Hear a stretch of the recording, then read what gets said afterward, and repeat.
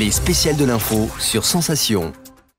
Vous êtes sur Radio Sensation pour les spéciales de l'info. Je suis en compagnie de Jonathan Portier. Vous êtes le directeur de l'association France Victimes 78. Depuis peu, vous avez ouvert une permanence LGBT. Est-ce que vous pouvez nous expliquer quels sont les objectifs de cette permanence ? L'objectif, c'est de pouvoir avoir un espace d'accueil finalement dédié pour ces victimes-là.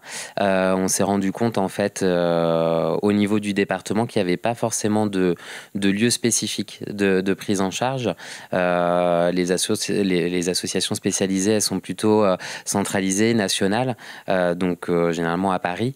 Donc il y a un accompagnement qui est fait, qui est souvent à distance, et on trouvait dommage qu'il n'y ait pas de point de chute aussi au niveau local, au plus proche du domicile des personnes, et qui elle-même n'identifie pas forcément notre association, qui est une association d'aide aux victimes généraliste, mais qui peut être un lieu ressource à la fois pour les informer sur leurs droits et les accompagner au niveau psychologique. Justement, à travers ces permanences, vous accompagnez les personnes victimes de LGBT-phobie. Quand commence un acte de LGBT-phobe ? C'est dès qu'en fait finalement le motif de l'acte, de l'infraction a pour raison l'orientation sexuelle ou la question du genre aussi. Donc dès qu'il y a en fait cet aspect-là qui motive l'acte finalement commis, on va être dans ces actes LGBT-phobes. Quelles sont les étapes justement de votre accompagnement que vous mettez en place ? Alors nous, là, la permanence qui est proposée, c'est une première permanence d'information juridique.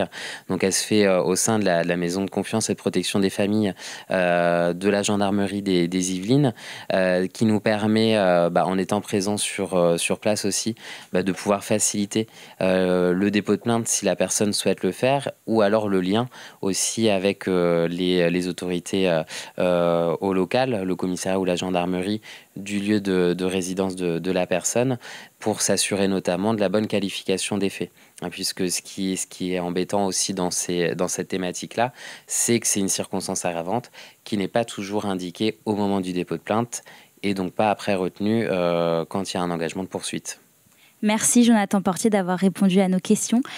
Pour revoir cette émission, rendez-vous sur notre application ou notre site internet Radio Sensation.